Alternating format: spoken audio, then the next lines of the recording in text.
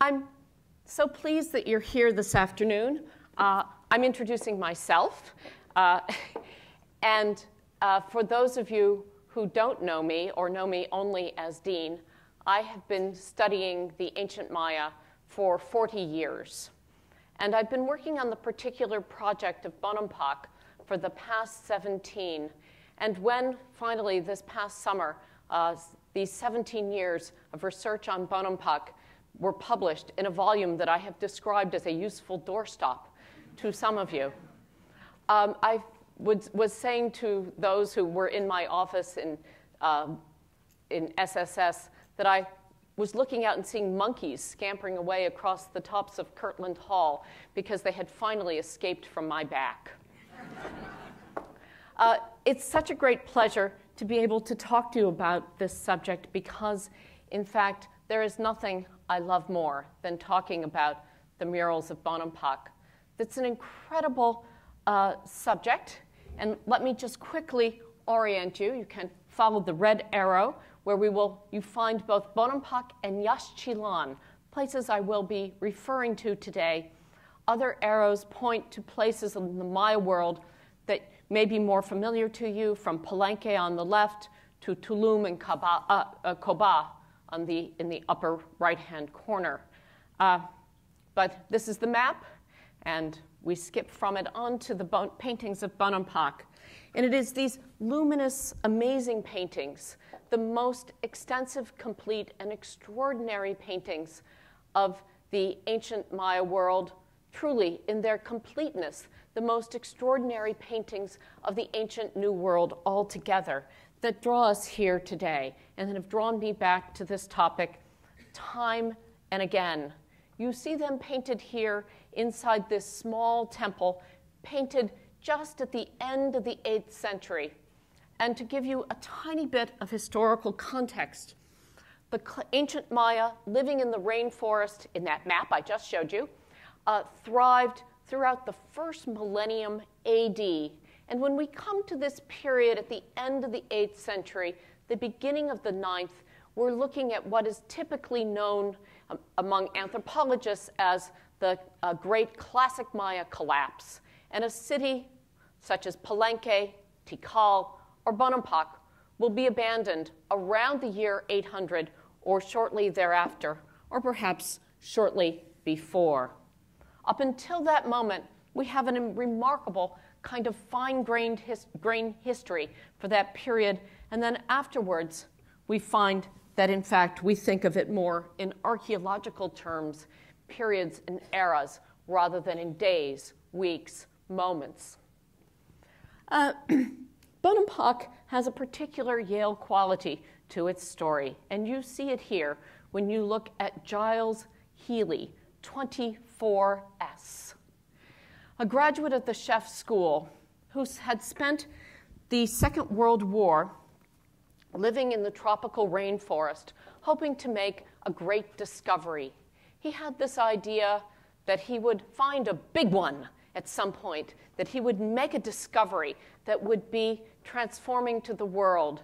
In 1929, he had been the first person to bring back to the United States or to a European setting a quantity of curare that would be possible to medicalize. And it would not be Healy himself, although a chemical engineer, who would be able to do this, but a scientist in Britain on the eve of the Second World War who would do so. Nevertheless, he had this idea that there were discoveries that could be made and that would transform the world. What I also have to add about Healy is that if we think of him in good early 20th century terms, perhaps the word bounder or cad come to mind, because it turns out that he would head off on these rainforest escapades in South America or in Mexico or in Guatemala, just in fact when he had a marriage that needed to be taken apart. And on the same day that he arrived from Venezuela with this remarkable amount of curare, on the front page of the New York Times, his divorce was unfolding on the pages within, a nasty Reno divorce. He made this discovery in 1946. We may think of him, and certainly the Mexicans, as they characterized this, they imagined him as a Yale who had a silver spoon in his mouth. I show you the family junk store from 3rd Avenue, a rather legendary place, photographed by Berenice Abbott with the exceptional quantity of things that were in the store. You can only imagine how different he was from the Hayes and Whitneys of his day. When the family store, by the way, was finally all the contents of it auctioned off in 1939, there were 2 young auctioneers, Mr. Park and Mr. Burnett, who bought the entire contents, sold them over 3 days at a sale in Long Island. And if there are any art historians in the room, you will know that Park Burnett was the foundational auction house that led eventually to Sotheby's. What was in this junk shop was an amazing collection of things. And so Giles Healy had grown up around strange and interesting things. This is Giles back at Bonampak in 1980 when he visited it for the last time, shortly before his death, and the only time after 1947 when he had returned there after making the discovery in 1946. It was a kind of discovery that would make the pages of Life magazine. You're drawn to Ricardo Montalban on the cover of it, and you hear the notes of the Love Boat in your mind. Giles Healy's discovery was riveting, and when he found himself in 1946 in this remarkable place where he had hired the unnamed Lockendone, a guy named Chambord, who's here with him in this Life magazine photo, when Chambord had suddenly come upon these paintings, which the Maya who lived in this region themselves did not know.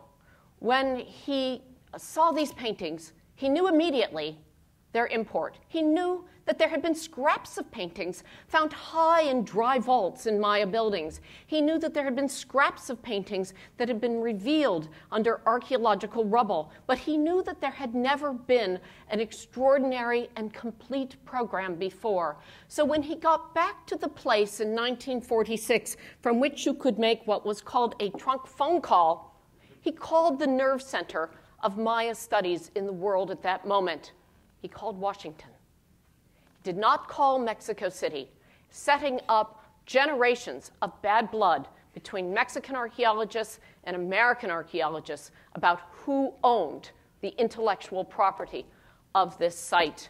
In fact, it was so desperate that there was one Danish archaeologist living in Mexico who termed what would become a terrible war between the various archaeological, essentially armed camps, Bonampakitis, a kind of disease. I caught Bonampakitis, but I will also tell you that my goal has been to develop the vaccine. What was so astonishing about these paintings was not only that they were complete, they were full of hieroglyphs, they were full of individuals, they were obviously narrative and figural and exciting to look at. You're looking at a dead captive here, sprawled across steps with another dead head at his decapitated head at his feet. But for one thing, they showed the Maya in a state of dramatic warfare.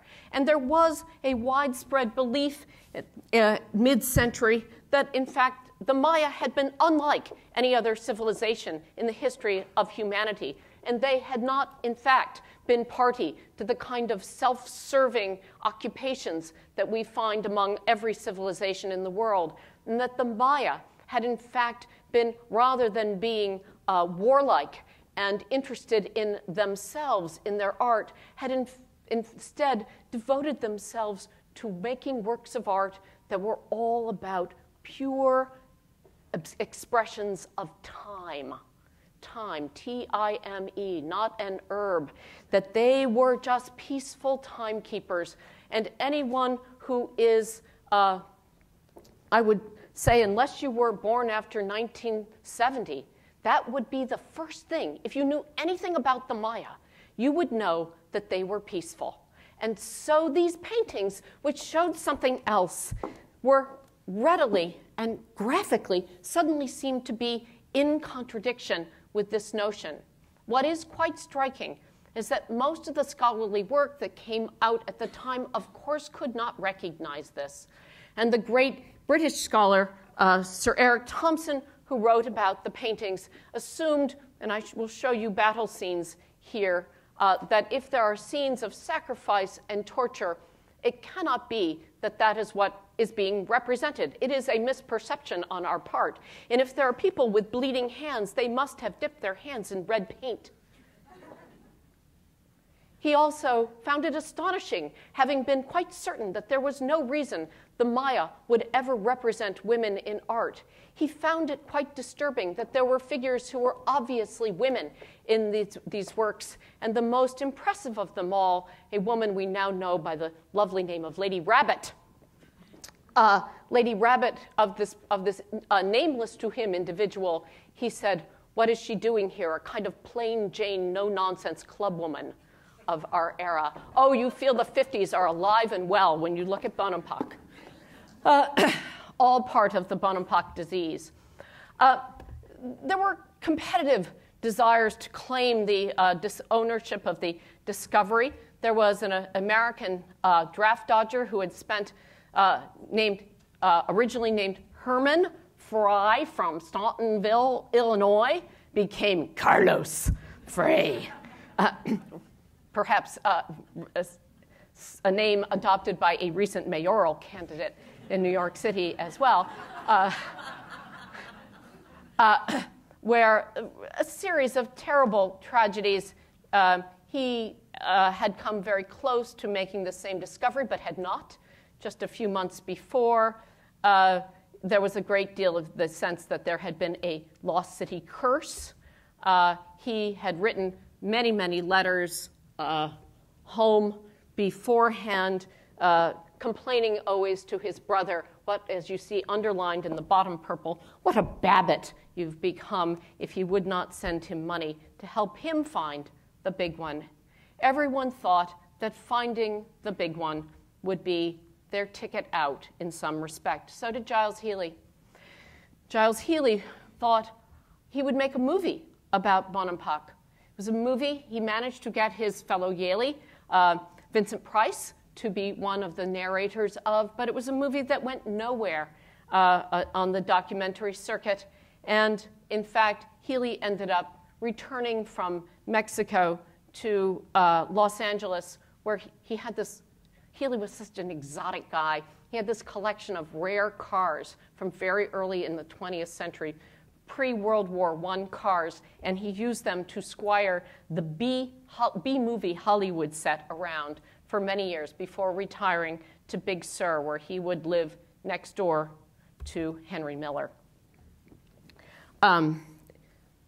Giles Healy, an early subscriber to Sex and Drugs and Rock and Roll.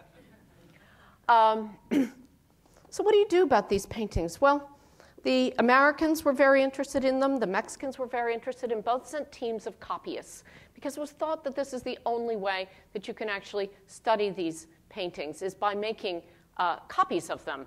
You couldn't really, the rooms were very narrow. It was so hard to photograph them. It was hard to light them. Your generators ran out of juice. So they decided to have copyists who would make these. This is a life-size replica that's being held here by the Mexican copyist Agustin Viagra. And these paintings that were half life-size, and you get a sense of that here. I am the height, as I say, of a Maya king at 5'3". I'm a pretty good and tall Maya king. The tallest Maya king ever found is 5'8", and must have been like Abraham Lincoln among in his rather extraordinary stature. The paintings have a kind of presence in Mexico that's almost like our image of Washington crossing the Delaware. You don't have to know the Loitza painting or ever have seen it in the Met to nevertheless have this strong sense of, I know what the Bonampak paintings look like. There was a ballet Bonampak. It's been on many postage stamps, not only this one from 1974. And how amusing, actually, a couple of years ago when I was in Mexico City, to find that this Jeep Jeep de Mexico was selling its Jeeps using images of the Bonampak murals around the Jeep on the wall. It seems like a natural thing to see Bonampak as part of advertising and as a very familiar part of Mexico's visual culture. It has been claimed. It's been claimed in Mexico. How do we come then to understand it? Some of you, I know, have already walked into the pre-Columbian room here just outside us in the gallery today and know that Bonampak, in a half-scale replica, is now on view there, one of the rooms. So how do we put the murals back into the rooms and understand them in light of their extremely controlling architectural setting? Well, here's a start. And we realized from the very beginning that one of the challenges is understanding how you even make such a program. How do you take a set of ideas and map them so that they are consistent in scale and size of figures all throughout 3 rooms? What's pretty clear is that, at least in the artist's mind, if not actually physically drawn on the wall, the painting here is not Bonampak, but another painting where they've done their best to scrape away most of the guideline. You can see a little bit of it. So they probably drew the whole thing out on a grid.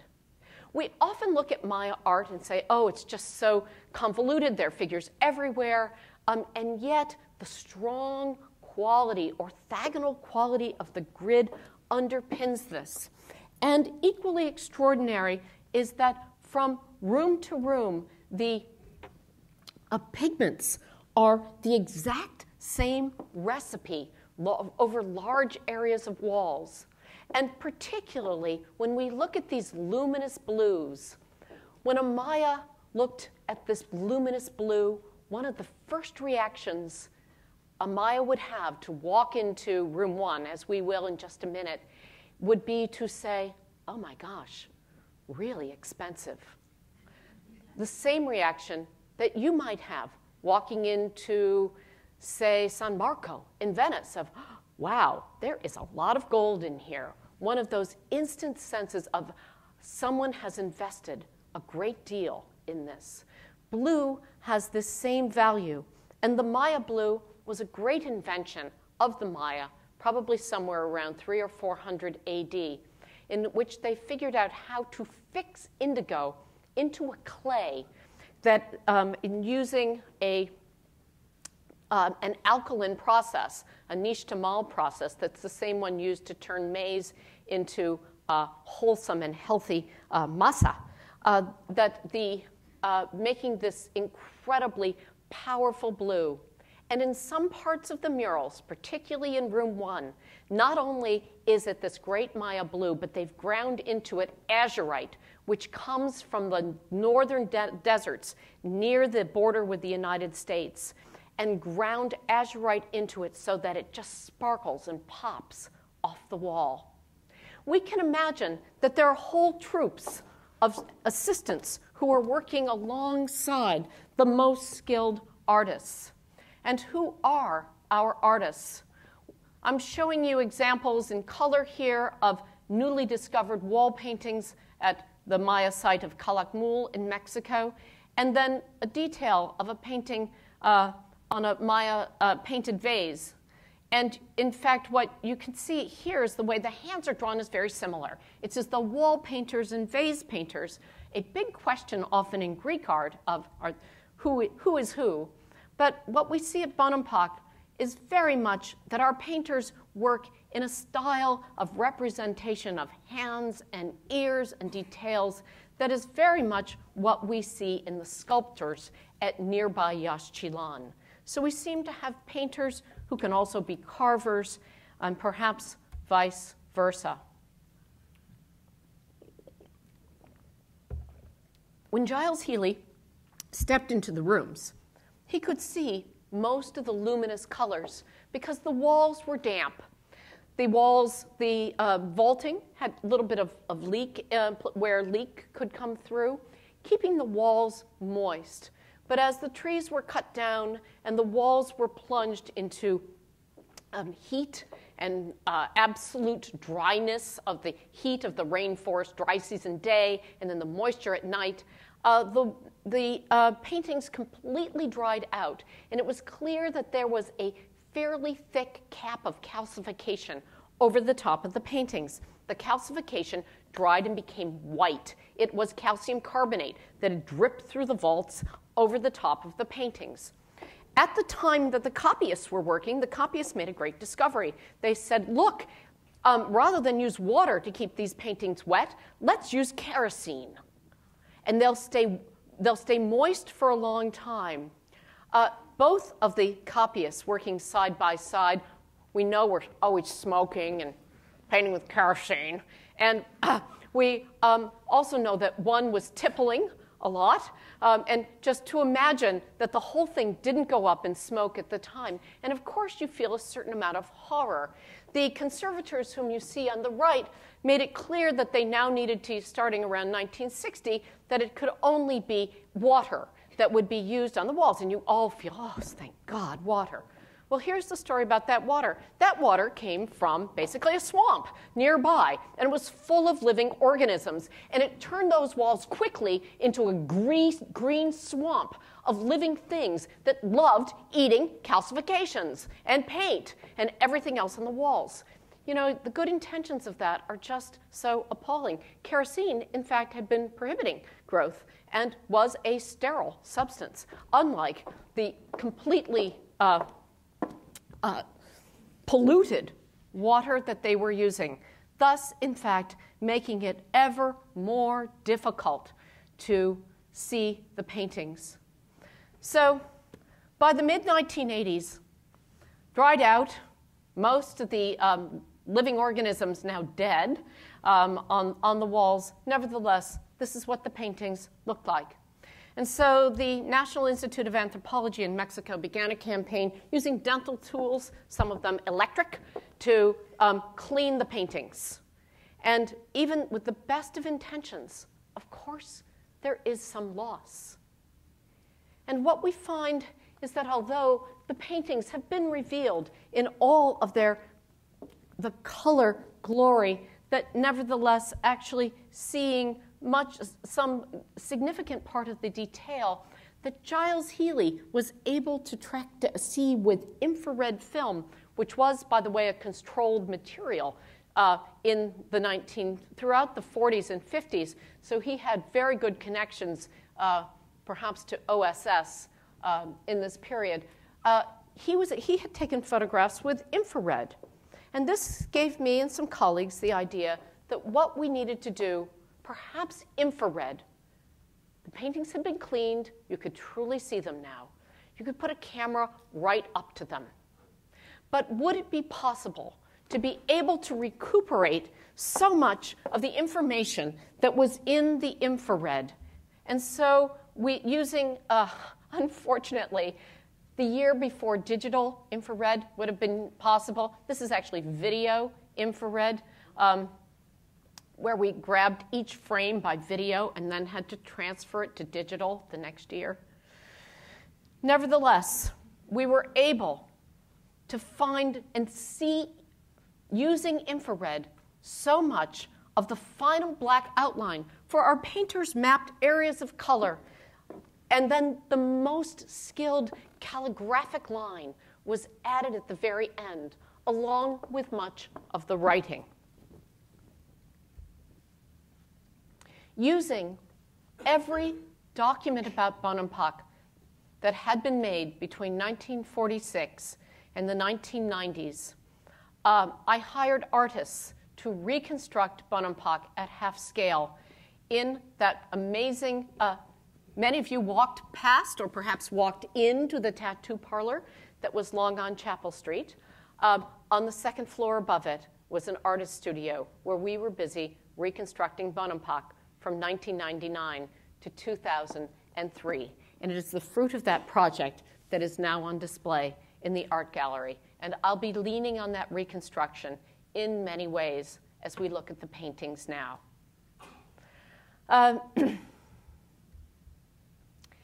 And what an amazing project the reconstruction has been, to be able to take what we can see and what we can't see in the color, and to be able to take all of that information and put it into one powerful visual document.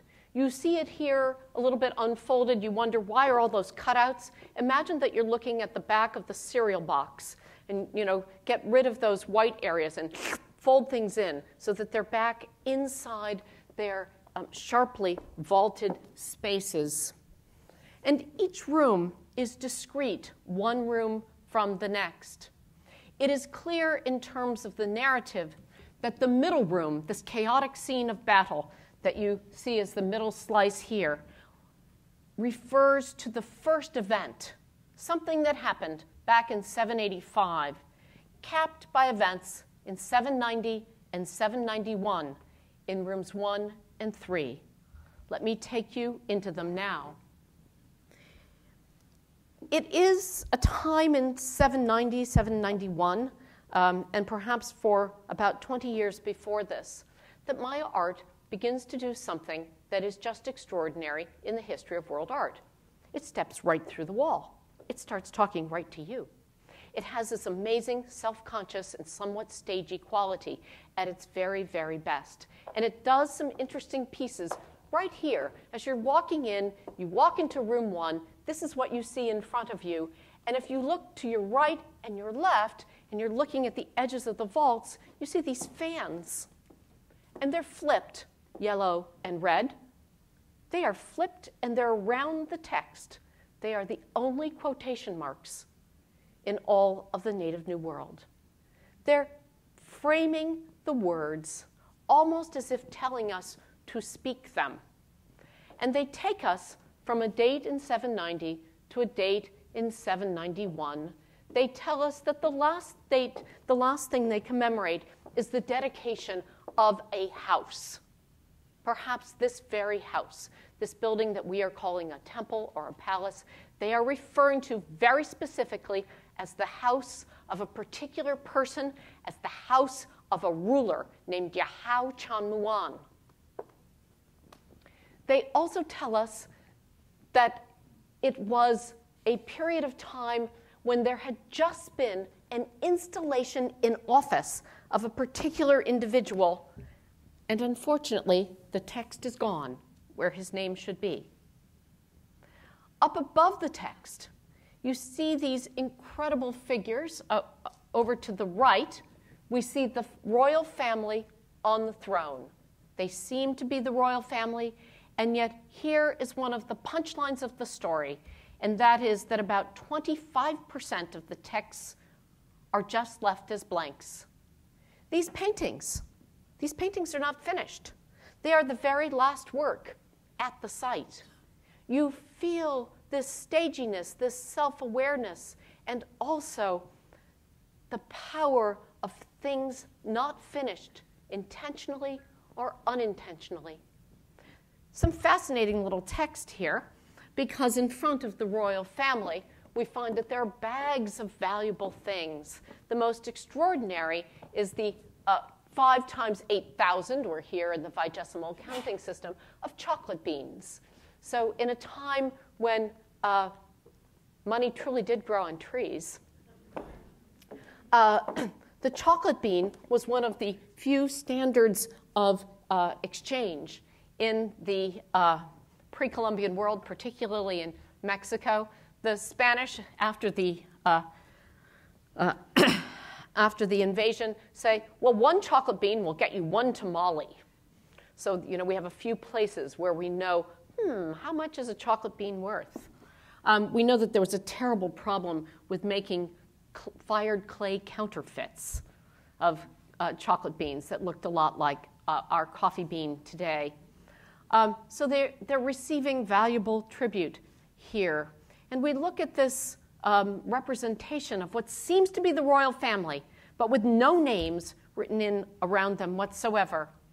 And 2 years ago, the Mexican archaeologists working at the site had been using sensing equipment to look for hollows in any part of the building, and they discovered that the bench in room 2 was hollow. They opened it up. They found this tomb inside it.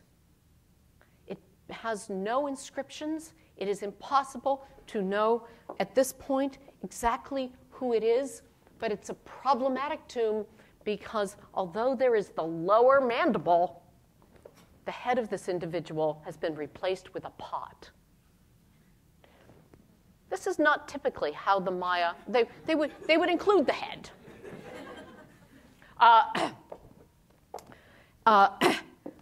And so it is an interesting problem of, have we had some kind of terrible thing befall the ruling family of Bonampak?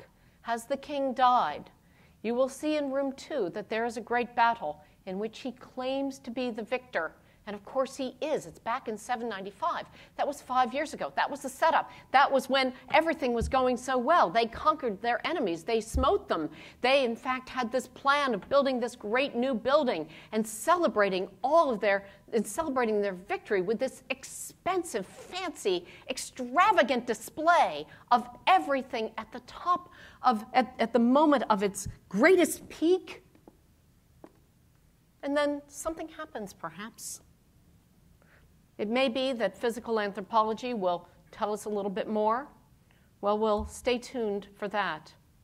These figures who are standing, perhaps to be understood in front of the throne, wearing these amazing textiles, it does reassure you that it is okay to wear polka dots with plaids and with stripes, because we see every marvelous textile design you could possibly imagine, woven and tie-dyed and embroidered, all on display here of lords whom my colleague Steve Houston at Brown likes to call them walking tribute bundles.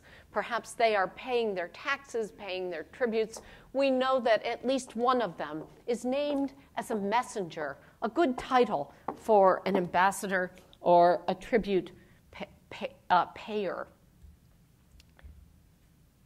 Our royal family looks out at them. You see them here perhaps by having it back in the vault. You can see it a little bit more clearly. And then I now draw your attention to what you really see as you walk in. When you walk in this room, yes, this is going on up above, but what you really see are these 3 badly damaged figures right here. And this is ancient damage, partly under the calcifications, this damage. And yet, the hieroglyphs, although a little fragmentary, because they were painted last, and some of that thick black paint fell off before the calcifications could preserve them. Nevertheless, the hieroglyphs not intentionally damaged, but the figures themselves. Perhaps it tells us who would have damaged them, and perhaps it tells us that it is not their names that matter, but rather their faces, and they may have been perceived to be functionally alive, and that they had to have their faces chipped out piece by piece. These 3 figures are dancers, and we will see them again in these paintings. They are young lords. They all describe themselves as being young lords, prominent in the dynasty. And it seems very likely that it's one of these young lords who's just been named, perhaps this one in the middle, they're all dancing, who has just been named to be the new successor. Perhaps that is the moment that is unfolding here in front of us. If I speak with some tentativeness, it's because we can't have just one simple story for the Bonampak paintings. There are those who commissioned these paintings, those who executed these paintings. And there are stories that seem to be erupting that are not necessarily the stories that they intended to tell. We'll see that a little more clearly in room 2. But it's why there are more than just the stories that were intentionally commissioned here. Our 3 dancers stand at the middle, so if you, again, you're imagining yourself walking into room 1, And by the way, now you can see that there's carved lintel over the doorway. There's this built-in bench with this fancy step fret design. You walk in, you see these figures, and by the way, that height of that doorway, it is exactly my height without shoes on. So if I'm wearing one of these glamorous costumes, I better get down and be reverent as I step into this room. And as I step into this room, I block all viewing of it. There is no source of natural light. Torches were never used in this space. How did they see it, you may well ask? And it seems it's quite well illuminated. First thing in the morning, this is morning light, is what comes through the doors. And as you walk into the room, you walk in through this doorway. And there were curtain ties here. And in fact, the Maya had curtain ties on the outside of this building as well. It must have been wrapped up like a Cristo project, because the Maya seemed to have been trying to preserve it, knowing how that in a world where you get 100 inches of rain a year, that to be able to save paintings against the ravages of time would take active engagement on their part. As you walk in through the door, you find yourself accompanied, jumping as part of the procession that either goes to the right or the left. To the left, we have this marvelous musicians and these costumed characters who are about to perform. To the right, we have individuals named as regional governors. Here's a huge composite of infrared that my colleagues and I generated. I just want you to see the kind of crisp detail that informs then the same area in color, and then to turn it into the reconstruction as this procession of musicians unfolds. The Maya are trying to do interesting things in this painting. Look at our maraca players, and you begin to feel that time is almost elapsing in front of you. Did the Maya, who used paper for everything and who loved the idea of time elapsing, after all, I told you they were thought to have been timekeepers. Well, they were timekeepers, but all timekeeping had a purpose. Were they, in fact, even able to imagine something like a flip book? I say that to you without irony, because at the time of the Spanish invasion, one of the things the Spanish complain about is how people in the New World waste paper all the time. Our musicians here playing maracas, behind them a drummer standing apart from them, and then turtle shells that are being played with deer antlers. This is what the painting looked like in 1963. It's always good to kind of calibrate and see it as painting. If we look at our drummer, we look at a detail of some of our maraca players, they're also said to be singers. So they are filling this room with sound, and our drummer takes his hands off the skin. You feel sound being lifted into the space. He's standing still. He's sure not moving with that big drum. They're all dancing around him, very much as we see in 16th century manuscripts made after the Spanish invasion, or on Maya pots, where music is always going in a circle. Dancers and musicians always circling round and around, often counterclockwise.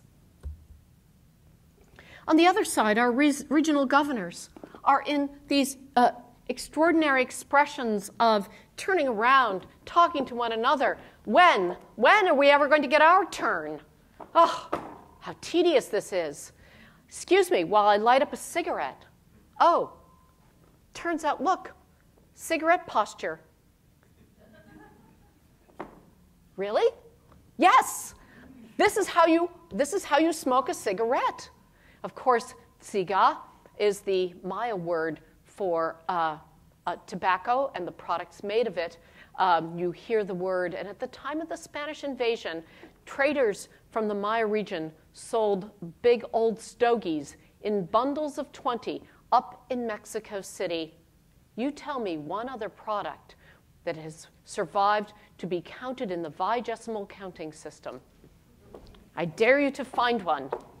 how it is that the product and its sale in 20s has survived so long.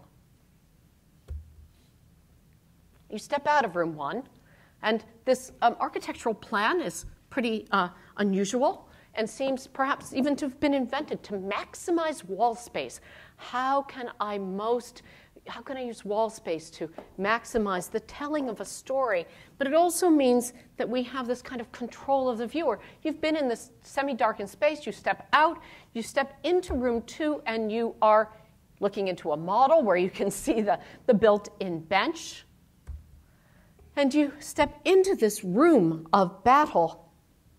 And my friend, Sir Eric Thompson, whom I mentioned earlier about the Plain Jane Clubwoman thing, he said, it's a little raid.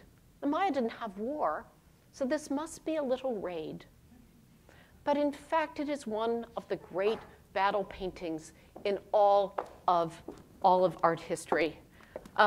You see this, it unfolds across 3 walls, and it includes figures who repeat from place to place, figures who straddle particular parts of going from one wall to another, figures where in one case a hand reaches out of a scene it doesn't belong in and touches another. This violation of the wall, the notion that painting is artifice.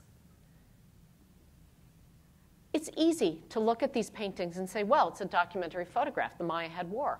We all get that now. But in fact, it's all about artifice. Part of the artifice here is time again that is unfolding.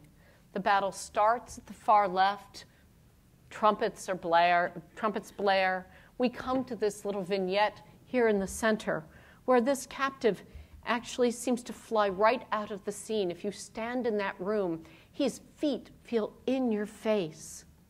And then captives along the bottom edge of the battle scene are trussed up. 2 or 3 victorious warriors, sometimes 4 or 5, all ganging up on individuals to strip them of their finery and tie them up and bring them to some other location.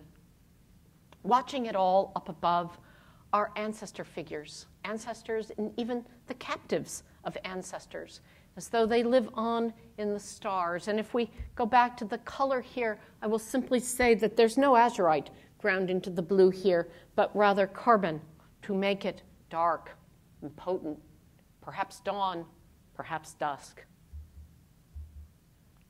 If you sit on the bench, you sit on top of the captives. You're part of it. You're now a victor.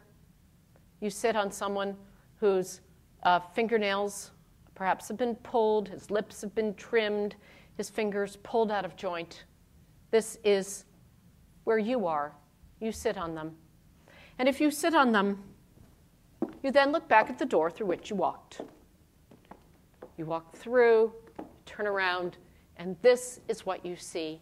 And it's often held up as the greatest of all the walls in the Bonampak paintings.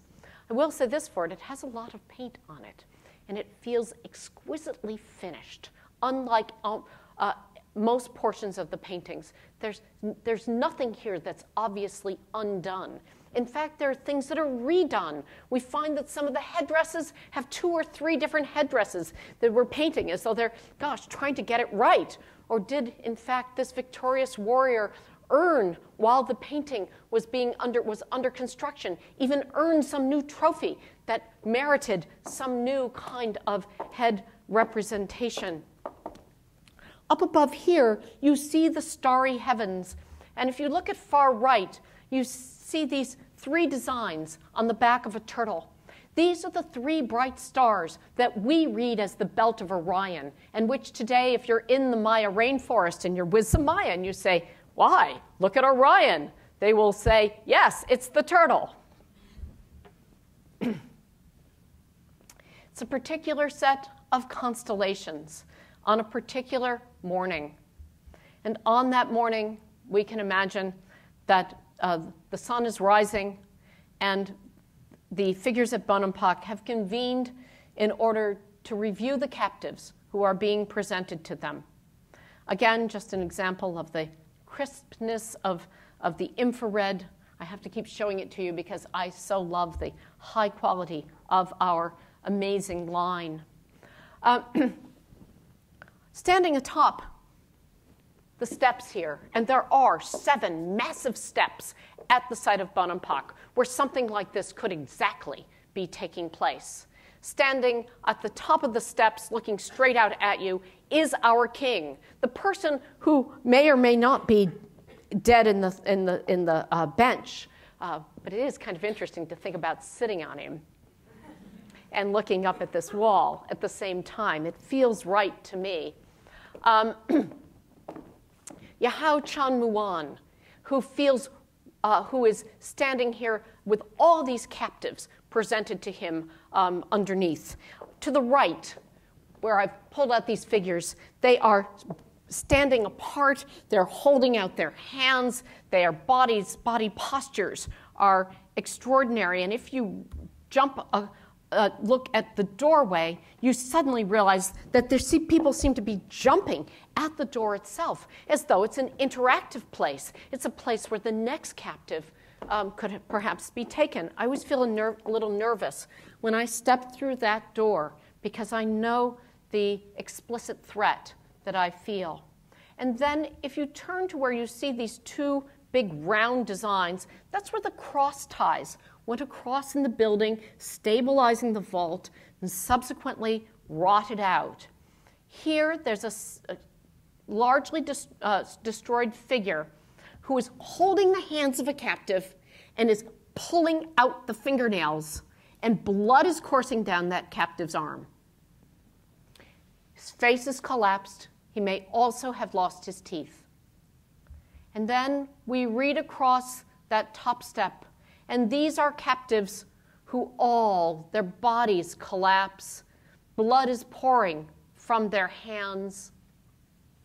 They look up. One of them to the left looks up in a howl, scream. And then we come to the figure on the top of the stairs and that marvelous diagonal dead captive who draws our attention. We'll come back to the dead captive in just a moment. But in fact, this entire scene is the tableau of one of the Maya glyphs that represent speech. This is true writing. The word here represented is hubi, which means to throw down, but is being shown to us also with some logographic elements, word picture, that are showing how liquid is streaming from the stars. Liquid like blood, which is falling here in this moment. It is a tableau. Let's come back to the captives. And this is an early photograph, a photograph from the 40s, a color photograph. This is one of the few areas that was well documented photographically. Oh, it includes interesting things for art historians like pentimento. You see people changing where they're going to paint it. But look down perhaps at our dead captive.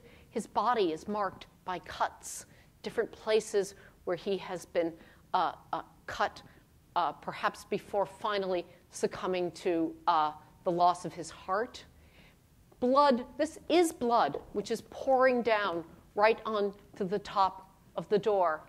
And what you can see here is cement that has been used to stabilize the doorway, covering up part of a hieroglyph that was never documented before the cement went in place to stabilize that door.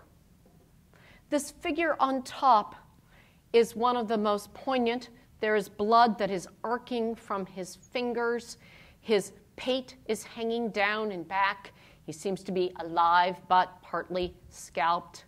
And we can find him, actually, what seems to be the very same figure, being taken as a captive off in the battle. Perhaps this very same individual when we look at him side by side.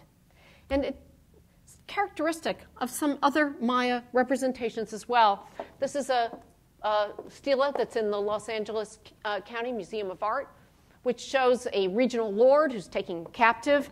And then what's interesting is that same captive and that same lord turn up on a monument in the National Museum in Guatemala City from a more major site, as though we see, oh, there's a great food chain here. There's a great chain of being. Captives taken by one site turn out to be captives presented at another. And so that may very well be what's going on here. We're seeing captives taken in the battle. They're being presented. Keep that thought about who is the ultimate consumer as we walk out the door and into room 3. As we walk out, let me just say that it is actually not easy to see all of the painting if you sit on that bench. In fact, what your eye encompasses are all those incredibly beautiful naked captives. We know in some cases that those who are taken in Maya battle are, in fact, artists and people of great value who can serve in a new capacity in a new city. And so it's possible that our captives have been able to make a painting which fulfills every requirement of their captors, and yet perhaps they've been able to put themselves at the center of a story. And nothing could be more dreadful for an artist than to have his hands damaged. So we step into room 3, and in our last few minutes, we'll look quickly at it. It's a room that has, in fact, many parts of it are only lightly painted. And we have these powerful, hot jaguar solar deities of the middle of the day presiding over the top of the scene. Our Maya lords here are all dressed in solar costumes, including sunflowers, the idea of the sunflower moving and twisting. And look at these dancers' costumes that are all designed with these twisting images. If we look in the vault to the to the left as we step in, we see a royal family, again, now just women without any man present in the room. And to the right, we see musicians, but no longer the musical band of the beautiful, but this time the musical band of a dwarf and others who seem to have some sort of deformation and perhaps wear masks of the sort that I show you here, a mask that is out of the deep past of Mesoamerica, as if to show times of creation erupting in this moment of sacrifice. The detail and quality of the painting, where we find it perfectly preserved, is still quite extraordinary, with those little stripes of the restorer added in. And on the throne, it's just women, attended by one male servant, who are all drawing blood from their tongues. They are making personal auto-sacrifice, just as human sacrifice is going on the wall in front of them. The underpainting here shows through the sketch of these lovely, voluptuous women, the way that it wasn't meant to be seen at the time, but over time, we can see how the artist has sketched out their bodies and then painted atop it. The royal families on the inside here, just as the royal families on the inside wall in room 1, as if that's where you might put a royal family to preserve them. And I show you the 3 dancers from room 1 because they have reappeared here in room 3, and they're the 3 dancers across the top. And this time, they're dancing a different kind of dance. They're dancing with carved femurs over here on your left and in the center. Go out into the gallery, and you'll see that we have a carved human femur out there. Here at the right, a handprint, bloody handprint on a fan. And then right here in front of you, the pyramid is unfolding. We've got so much activity going on, you can hardly see. But this is the scene right in front of you as you walk into this room, is that there is a captive being dragged down off the stairs. His head missing, where there's cement over that area. It was never photographed before the cement was put up. And then there are micro texts, tiny inscriptions, right where the other arrow is. And what do these inscriptions say? Well, in fact, these inscriptions say, and it happened in the land of Shield Jaguar, the king of Yaxchilan, from 26 kilometers away. It doesn't say about the 26 kilometers.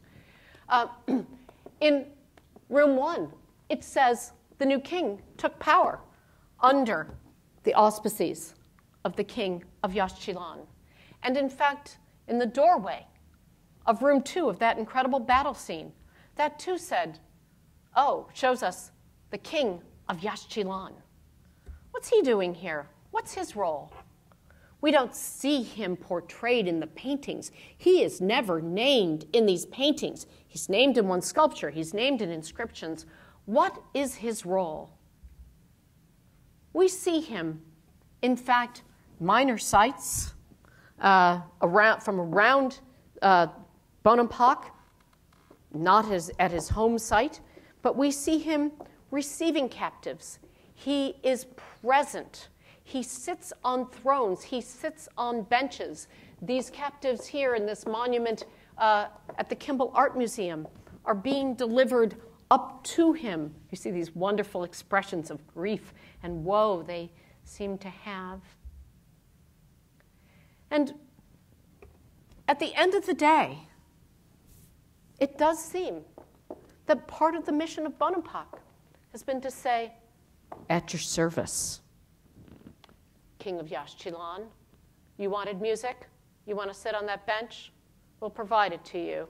Oh, don't mind our little bit of boredom. A battle. These captives, they've been taken in front of you. They've been taken around you. They're being presented to our king in front of you, and you are the ultimate consumer. And this dance that you see in front of you on this pyramid, all around the empty throne, the presentation of more captives, it is, in fact, for you. The absent presence. It was a little disappointing in a way to me at the end to find that Bonampak is part of someone else's great chain of being. But in fact, perhaps we all are. We all live inside someone else's story. And now the Bonampak story can fit inside the larger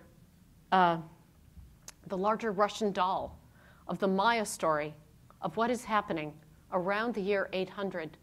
Consolidation on the one hand, extravagant consumption of resources on the other. My gosh, all the feathers, the Quetzal feathers. Oh, Quetzals, it turns out, only grow 2 feathers every few years, and there are thousands of them in these paintings. All of it for one great lord, Shield Jaguar of Yaxchilan. And what we also learn is that he's involved in larger wars, larger battles, larger narratives, in which we are seeing, in some ways, the extravagant story of the end of the classic Maya as filled out in these marvelous paintings. Thank you.